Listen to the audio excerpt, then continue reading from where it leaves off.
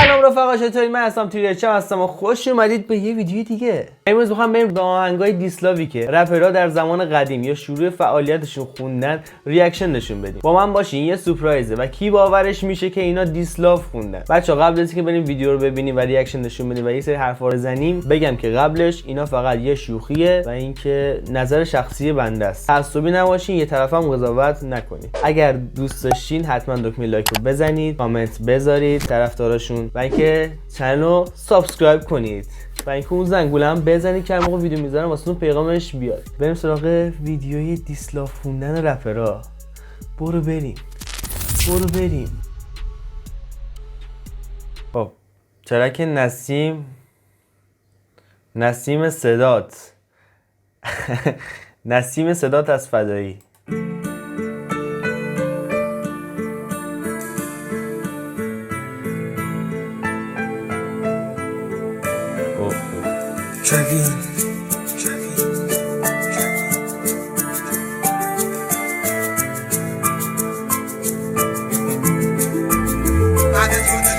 شده گوریان فقط برا منه، آرزوها برا تیرگی دل منه. چشماز خاطراتو دیگه مرو نکن، من یه تنها از دونم عبور نکن. باورم نمیشه فدایی یه روز دیسلاو میخون. فکرم ببین دیگه من فراریم از دست، تو بکردم موسیقی و دل به کسی ندم. من تو اتاقم تنها موندم با دیواراش، یادت بیاد بچه همو گفته تو رو خدا نرو بی تو تنها میشم گفتی تقدیره. آخه گلم تو که دیگه گونه هام خیسه دیگه چی؟ دیگه گونه هام خیسه دیگه نرو بی تو تنها میشم گفتی تقدیره. آخه گلم تو که دیگه گونه هام خیسه. آها، آخه تو خودت دیدی که گونه هم خیسه. دیگه خیالی نیست توی تنهایی بمیرم، دستای سرد تو توی آسمونا بگیر. اما نه دیگه تو واسه من مردی. هنوز یادمه اون حرفایی که بهم گفتی برو از پیشم باشه پس من میرم. دیگه دیر شده بخواد درگردی پیشم، توی واسلا به عشقارم پایین میرم، واسلا به عشقارم پایین میرم. توی تنهایی آرزومه تو رو دیدم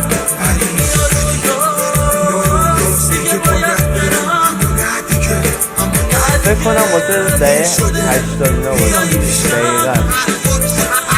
واسه من حرفای دوره، آخه دل من مثل دریای خونه. حرفمون میشنوی حتی دوری ازم، کاش میشده بقتمون یه جوری ازم. واسه ولی جاشه بگم خیلی بستی، اینو بدون با حرفات قلبمو شکستی. ما رو جدا کردن اصلا این درد منه، با یه عشق سوختم مثل برد کمه. ببین بی تو که بین اینجا چه دردی کشید، میخوام اشتریدم به مصبی بدید. دیگه سخته برام کشیدن نفس، میخوام آداشم از دریچه یه قفس. ببین با حرفات نکن بازی با من، حالا تای خط شدم من راضی به مرگ. عشقام برا توی گونه هان جاریه، هرچی دست گذاشتی روی شونه هان کافیه. اون موقع که حالا یه خورده رپ پیشرفت نکرده بود، یعنی تکسا در حد همین بود. خب تو رفتی و من بی تو تنها شدم، تو رفتی و حالا من بی تو گریه کردم. آره اشکام رو گونه هم جاریه، بدون تو روزام تکراریه. بعد اون موقع تازه رپ اومده بود تو ایران، تازه مثلا بچه‌ها کاور میکردن آهنگای رپ و رو بیت امینم میخوندن، رو بیت 50 سنت میخوندن. هیچ قانونی نبود. ای کاش اون موقع بود. الان خیلی سخت شده فضای رپ. الان طرف میدونه رایم چیه، میدونه فلو چیه. الان خیلی سخت شده پیشرفت کردن توی رپ. اون موقع کاری نداشت. البته اون موقع هم کاری نداشت، تو شرایط خودش خیلی سخت بود. نه اینکه بگم مثلا آره چون مثلا رپری نبود اینا رشد کردن، نه، چون اولین کسایی بودن خیلی واسهشون سخت بود که مثلا برن اطلاعات از جای دیگه بگیرن، از جای دیگه آموزش ببینن، از جای دیگه مثلا برن سرچ کنن ببینن داستان چه قراره، چی رپ باید بکنن. این الان دیگه یه خورده راحت شده، ولی الان هر رپی با دل مردم نیست، یعنی هم پسند نیست. نمیدونم متوجه شدین یا نه چی میگم. بعد اون موقع دیسلاو هم فازشون همینجوری بود، یعنی دهه 80 من یادمه، یعنی ته خفن دیسلاو بود. یعنی این موزیک دهه 80 پلی میشد، خفن ترین موزیک بود دیگه. ببخشید سرتون درد آوردم، بقیه‌شو گوش میکنیم.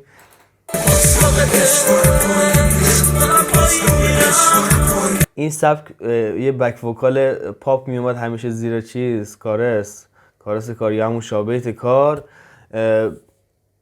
خیلی خیلی خفن بود، یعنی احساسی میکرد کارو. بعد این بک وکال از اون موقع موز شدش.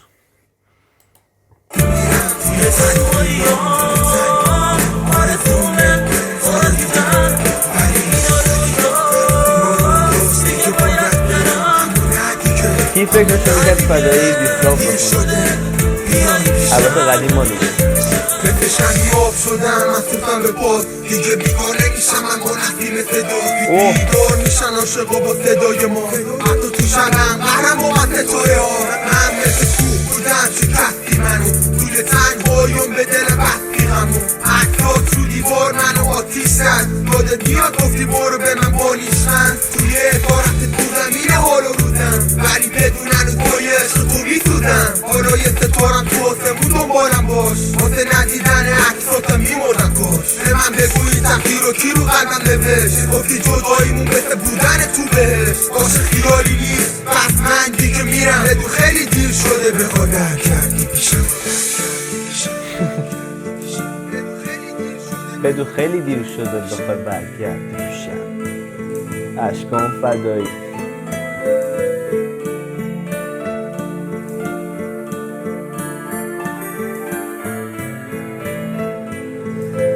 تو زمان خودش خیلی خفن بود ولی دیگه الان دیگه یه جورایی سبک دیسلاف تغییر کرده. خب حسین هم میگن دیسلاف خونده.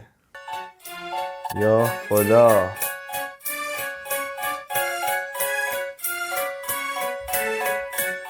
سرود میخوای بخونی حسین؟ آره نه سفنجویه دوباره اومدی گوش کن میدم میشه دو بمونم تا وقتی که خون تو لگم میچرخه شدم میدم میشه دو بمونم تا وقتی که خون تو لگم میچرخه شدم میخونم تا که تو بفهمی دوست دارم تا که بفهمی چقدر از خودم برا تو مایه میذارم تا که تو بفهمی تو قلب من هنوزه هستی میدونم خودتم به من دل بستی پس چرا این حسین از تو باید بود این چیه حسین؟ ناموسا یکی اون موقع نبوده بهت بگه اینجوری نخون؟ این چه طرز خوندنه؟ انقدر بستی حالا میخوام بدونم نکنه تو با کس دیگه ای هستی یادت اون روز که دیدمت با یه نگاه به هم پیوستی ولی حالا چی شده اون عشق بینمون که دیگه از هم گسستی حالا میگه با ما حال نمی کنی نمیدونم چرا شاید هستی که این پیمان تو شکستی ولی این خودت بودی که اینجوری میخواستی حالا به خیال خودت کلی شخصی فکر میکنی با خودت که کی هستی کل میرم میشه تو بمونم تا وقتی که خون تو لبم میچرخه من قول میدم پیش تو بمونم تا وقتی که خون تو رگام میچرخه عشق من. چرا اینجوری حالا این سبکی میخونی؟ چرا فلوت اینجوری اصلا کلا؟ میرم میشه تو بمونم تا وقتی که خون تو لبم میچرخه من حالا به میگی خدافظ برا همیشه اینو میگم شب بهت ثابت کنم که همه چیز تموم شده حالی چه ولی من میگم به تو هستی بچه این کارات همه از لجه حالا این آهنگو خوندن تو که یکم فکر کنی یکم کنم بچه اصلا این حسین هستش؟ حتما تو کامنت ها بنویسید. اگه این حسینه تو کامنت ها بنویسید. صداش که شبیه حسینه. احتمال داره تقلید صدا باشه ولی دیگه صدای حسین دیگه. من که در جریان نیستم. آقا اگه اشتباه میکنم من در جریان نیستم. حسین چه این آهنگی داده باشه. ولی صداش شبیه حسینه. دقیق اینو حسین میخونه. سعی کنی بفهمی اسممو ذکر کنی اگه بدونیم دوباره با هم بمونیم با هم بخونیم حتی تو آخر خیلی بالا. با هم بمونیم اگه بتونیم دوباره با هم بمونیم اسممو ذکر کنیم اگه بتونیم دوباره با هم بمونیم با هم بخونیم حتی تا آخر عمر دوست هم بمونیم اگه بتونیم اما از زندگیمون برونیم چرا ما تو این دنیا مثل برگ کپونیم که وقتی تاریخش بگذره دیگه نمیتونیم بمونیم پس بیا این تیکه رو با هم بخونیم من میرم پیش تو بمونم تا وقتی که خون تو رگم میچرخه عشق من میرم پیش تو بمونم تا وقتی که خون تو رگم میچرخه عشق من آره من 051 گفتم به 051 چیه؟ حسین 021 بود. آره من 051 دارم میشه مشهد دارم میشه اینو گفتم تا آخر عمرم میگم اینو خوندم برای تمام عاشقا تا بفهمم عشق دروغه زنه اینو خوندم برای بچه ها تا بفهمن عشق دروغه. بعد تو میگه قول میدم پیشت بمونم تا وقتی که خون تو رگام جریان داره عشق من. خود پیامت چی بود واقعا؟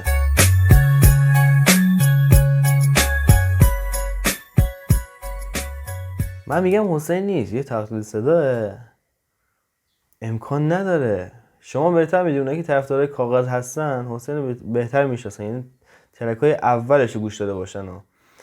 حتما تو کامنت بگن این آهنگ واقعا واسه حسین هست یا نه، یا تقلید صدا هستن کلا. چون اصلا بعیده اصلا حسین اینجوری بخونه، بهش نمیاد. حالا یه ترک دیگه هم هست حسین خونده با رضایا، خب اونم دیسلاوه، بریم اونو گوش کنیم. این ترک رو فدایی هم توی اول آهنگ فاتحه آورد که حسین با رضایا خونده. اینم گوش کنیم ببینیم چیزی بوده اون موقع. حسین جان با رضایا، امیر رضایا موقع معروف بود، امیر رضایا یادش بخیر.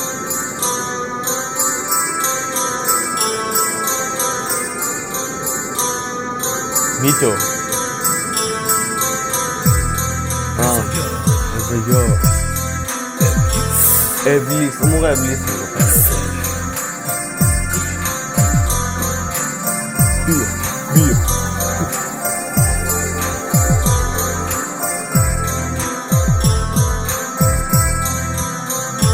هنوزم یادم هست تمام اون روزا چه تو بودی و من مثل نگاه تو رفتی و رفتنت نوازم من واسه این دلم منو خون و رفت هنوزم یادم هست. واقعا صداش اون موقع فوق‌العاده بود رضایا. حیف که حرفه‌ای ادامه نداد، یعنی دیگه اصلا فید شد، دیگه اصلا مشخص نشد چی شد. الان ترک میده ولی تک و توک، ولی مثل قبلا دیگه اونقدر دیگه بولد نیست. دیگه فقط اسم این چند نفر میچرخید دیگه کلا تو رپ فارسی. رضایا و دیگه مثلا رپ فارسی نه، مثلا کلا موزیک زیرزمینی کلا. رضایا و آرمین توی FM و دیگه اردلان تومه که اصلا پیداش نیست دیگه. توهی و دیگه تتلو. بعد میرفتیم رپ فارسی هیچکس و حسین ابلیس و دیگه بهرام تک و توک چیز میداد، بهرام بود اون موقع. بعد دیگه بهتون که میگم ساسی مانکن، حسین مختی که الان دیگه پیداش نیست. اگه دوست دارین بیشتر به اینا بپردازم، یعنی بچه قدیم رپ فارسی میدن داستان چقدره، دوست داریم بیشتر بریم ترکای اینا رو گوش کنیم، یه خاطره بازی کنیم. حتما تو کامنت ها بنویسین که میخوام در موردش یه ویدیو هم بسازم. حتما تو کامنت بنویسین اگه دوست دارین بریم بچهای قدیمو یه سری بهشون بزنیم و برگردیم.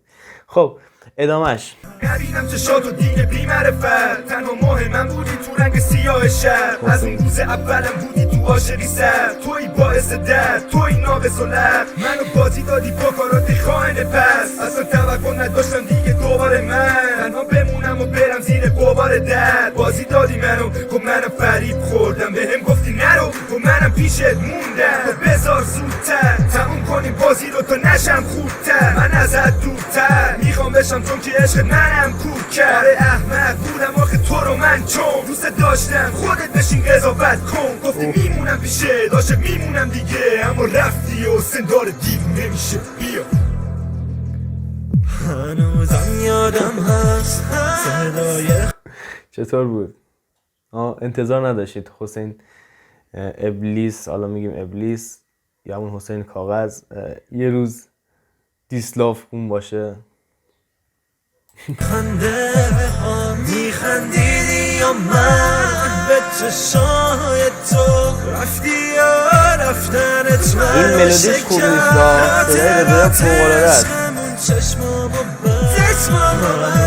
یادم بکنم چی کار میخوام بذارمش برم بذار دلم نمیاد کردم بگم دختر بدون شده همش کارم میخوام با دست من بگیرم و خفش کنم واسه مرزش نداره اون رسمن دیگه حتی نمیخوام به زبونشم اسمم بره همه حرفای تو بدون هنوز خاطرم هستش بدون تو افتادی کاملا از چشم امیدوارم فکر تو منم هنوزم یادم هست خط نامه ها می نوشتی برام که نمیمونی تنها رفتی یا قصه ها دروغ منو میخواستی فقط واسه همه هنوزم یادم هست.